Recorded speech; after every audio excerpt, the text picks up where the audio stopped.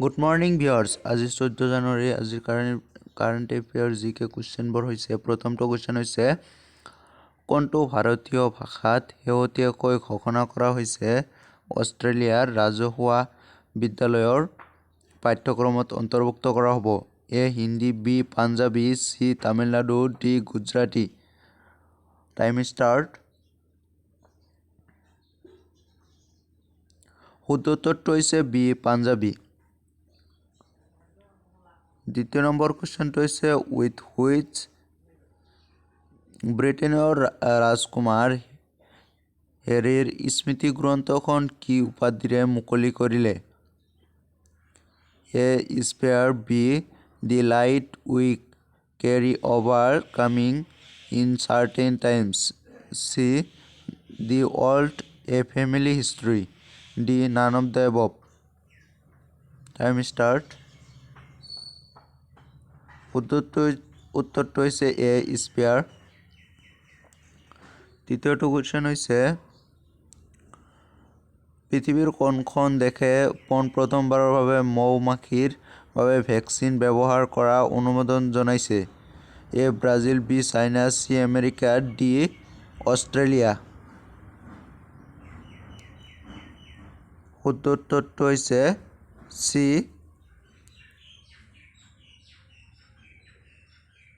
Australia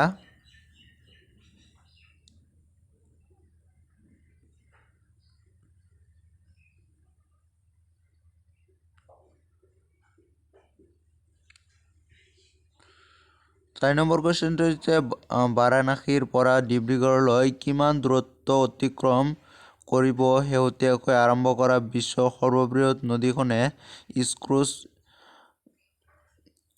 MV. Ganga বিলাস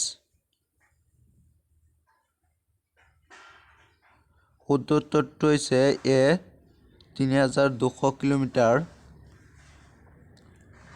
৫ number কুৱেশ্যনটো হৈছে ভাৰতৰ ক'ত সৰ্ববৃহৎ ছাত্ৰ ৰাণ ফেষ্টিভেল সাৰাংক ২০২৩ আয়োজিত কৰা হৈছে A IIT. Delhi B IIT. Roorkee C IIT. Madras D IIT. Jodhpur time start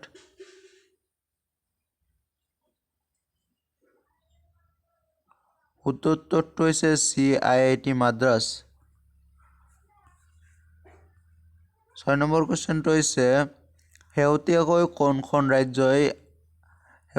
কোনখন ৰাজ্যই আইন প্ৰণয়ন কৰিছে য'ত মহিলাৰ চৰকাৰী চাকৰিত ৩০% অনুভূমিক সংৰক্ষণ দিয়া হৈছে A Himachal Pradesh B Uttarakhand C Haryana D Kerala time start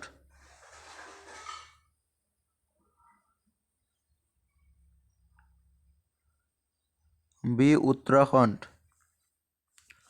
৭ number কুৱেশ্যনটো হৈছে কোনখন ৰাজ্যৰ ইয়াৰ অফ এণ্টাৰপ্ৰাইজ প্ৰকল্পটো শেহতীয়াকৈ গ্ৰহণ কৰা হৈছে কেন্দ্ৰীয় চৰকাৰৰ দ্বাৰাই উত্তম অনুশীলনীৰ আৰ্হি হিচাপে A Tamil Nadu B Gujarat C Kerala D Andhra Pradesh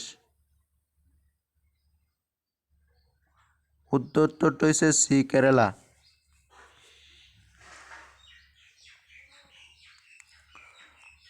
Who has been honored with the first Dr. Patang Kadam Award 2023 by the Maharashtra government? মহাৰাষ্ট্ৰৰ চৰকাৰৰ দ্বাৰাই কাক প্ৰথম ডক্টৰ পতংগৰাও কদম বঁটাৰে 2023 চনত সন্মান জনোৱা হৈছে A Aditya Birla B Mukesh Ambani C Ratan Tata D আদৰ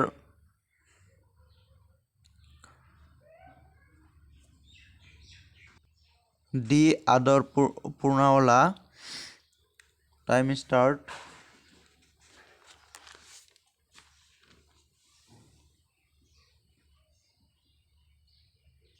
ডি আদৰ পুনাৱালা শুদ্ধ উত্তৰটো ৯ নম্বৰ কুৱেশ্যনটো হৈছে শেহতীয়াকৈ কোনে মুকলি কৰিছে সঞ্জীৱ সোণোৱালৰ বিপ্লৱী ভাৰতৰ ভাৰত কেনেকৈ স্বাধীনতা লাভ কৰিছে তাৰ অন্য এটা কাহিনী নামৰ গ্ৰন্থখন? A Amit Shah, B Narendra Modi, C Droupadi Murmu, D Rajnath Singh.